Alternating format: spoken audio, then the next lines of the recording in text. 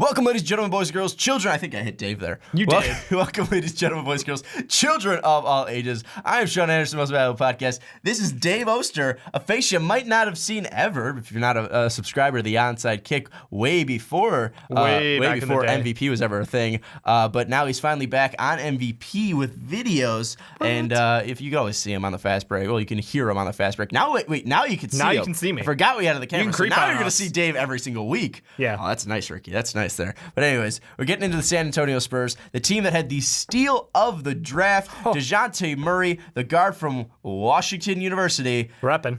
29 overall. It's an A+.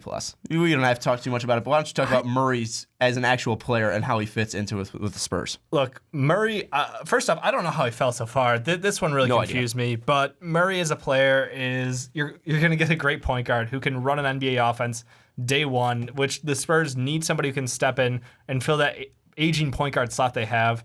I love the pick. I love the fit. I think you're going into one of the best NBA orgs. And even LeBron James tweeted out about that today. He was like, look, you may not have wanted to go there, but it's the best org in the league. They're going to take care of you. If there's one team that develops great talent, I'm putting my money on San Antonio. And I mean, will Murray start this first year? No. Maybe not. I mean, but you're going to work under Tony Parker. I mean, how are you going to complain there? I mean, Yeah. You're going to work with Greg Popovich, Tony Parker. You're going to be molded into Kawhi's point guard. And, basically... The future of this team is just so bright. Oh, it's so bright. It's never ending. It's like the Spurs team is just always going to be there. Kind of like Perry Ellis, It's just always there. It's really, I mean, how long Pop is going to be, that's how long the Spurs are going to be powerhouses. And even, maybe not. We don't know what, Spurs are going to be non-Pop. Maybe the Spurs get better without Pop. But I mean... Sacrilege. Yeah, it is sacrilege. It's not going to happen. But DeJounte Murray as a player, I love him personally just because I watched him play at Washington. I stayed up those late nights watching my Washington Huskies here. And I love him as a player, an athletic player, a guy who can develop, who's still not even fully developed. I mean, This guy can be a great shooter. He can be a great passer. He can even develop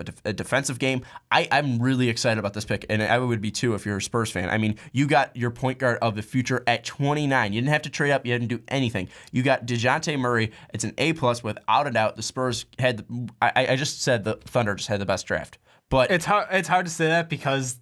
I mean, they technically only Ben got Simmons too, but there's a lot of winners. They got the steal of the draft. That's what I want to say. There's a lot of winners. It was a good choice, and honestly, the big thing is they were even talking like, okay, if Murray had gone to a bigger school, like if he didn't go to Washington and he went to some school, maybe a Kentucky, something in that range, he would have been a top 10 pick. Yeah. I mean, what his numbers were, what his performance was, I absolutely fell in love with this guy. I didn't quite get to watch him as much as you did, but stat-wise, performance on video, it all looks great. And people might say, well, he had Marquise Chris, who went, in the top 10 alongside him, but this wasn't because of Chris. I mean, these were just two great players on a great team. I mean, Washington they paired up nicely. They didn't make the tournament, but they were two great players on the same team. Really, I think Murray can be an instant impact performer, at least off the bench for the Spurs. I think he's going to develop into a great point guard for the Spurs for the future. And weirdly enough, I think the Spurs are going to be a great team in the future. I think. Wait, you think the Spurs are going to win some games this year? I have the Back to the Future almanac. They're going to be in a pretty good spot in the NBA this year.